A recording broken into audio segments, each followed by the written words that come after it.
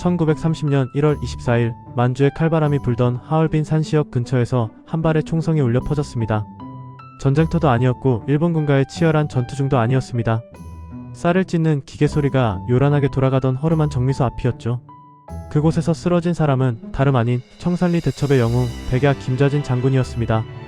평생을 말 위에서 호령하며 일본 간담을 서늘하게 했던 호랑이 같은 장군이 왜 하필이면 쌀겨가 날리는 정미소 바닥에서 최후를 맞이해야 했을까요? 그리고 더 충격적인 사실은 그 방아쇠를 당긴 사람이 일본 순사가 아니라 우리가 믿었던 동포, 그것도 새파랗게 젊은 청년이었다는 점입니다. 도대체 그날 정미소에서는 무슨 일이 있었던 걸까요? 당시 만주 독립군의 현실은 그야말로 가난과의 전쟁이었습니다. 일본군의 토벌은 날로 거세지는데 군자금은 바닥을 드러내고 있었죠. 김좌진 장군은 만주로 이주해온 동포들의 생계를 책임져야 하는 가장이자 리더였습니다. 그래서 생각해낸 것이 바로 금성 정미소였습니다. 동포들이 농사지은 쌀을 도정해주고 거기서 나오는 수익으로 독립군들의 식량과 무기를 마련하려 했던 겁니다. 사건 당일은 1월 24일 오후 1시경 김좌진 장군은 평소처럼 정미소 설비가 잘 돌아가는지 점검하러 나갔습니다. 그때 나타난 인물이 바로 박상실이라는 청년이었습니다. 고려공산 청년의 소속으로 알려진 그는 장군이 몸을 돌려 피할 새도 없이 뒤에서 흉탄을 발사했습니다. 가슴에 총탄을 맞고 쓰러진 김좌진 장군은 달려온 부하들에게 이런 마지막 말을 남겼다고 전해집니다. 할 일이 너무도 많은데 억울하다.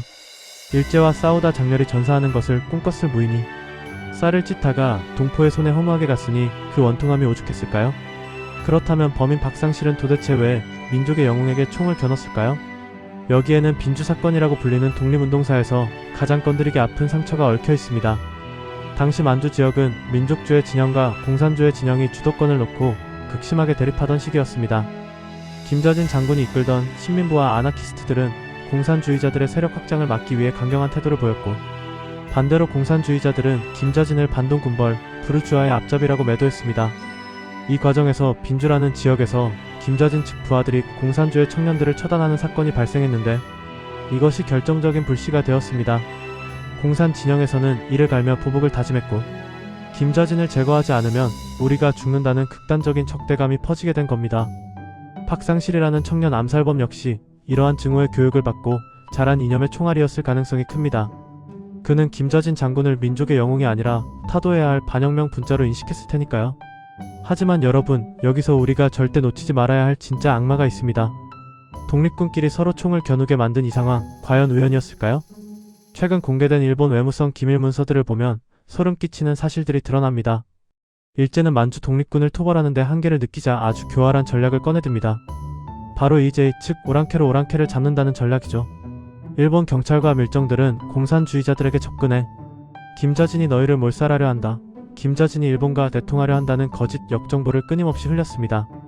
반대로 김좌진 측에는 공산당이 습격해 올 것이다 라는 첩보를 주어 선제 타격을 유도했죠. 서로가 서로를 의심하고 증오하게 만들어 자기들 손에는 피 한 방울 묻히지 않고 민족의 영웅을 제거하려 했던 겁니다. 결국 정미소 앞에 그 총성은 방아쇠는 박상실이 당겼지만 조주는 일제가 했다고 봐도 무방합니다. 그 비극은 고스란히 남겨진 가족, 특히 어린 아들 김두한에게로 이어집니다. 우리가 드라마 야인시대로 너무나 잘 아는 그 장군의 아들 김두한 말입니다. 당시 아주 어렸거나 혹은 태어나기도 전이었을 김두한은 아버지의 얼굴조차 제대로 보지 못한 채 고아가 되었습니다. 어머니와 할머니 손에 이끌려 만주와 경성으로 가며 도망자 생활을 해야 했고, 결국 거지 움막을 전전하는 거리에 소년으로 자라나야 했죠. 훗날 김두한이 종로 주먹패의 우두머리가 되고, 해방 후에는 극단적인 우익 활동을 하며 공산주의자들을 때려잡는데 앞장섰던 이유가 무엇일까요?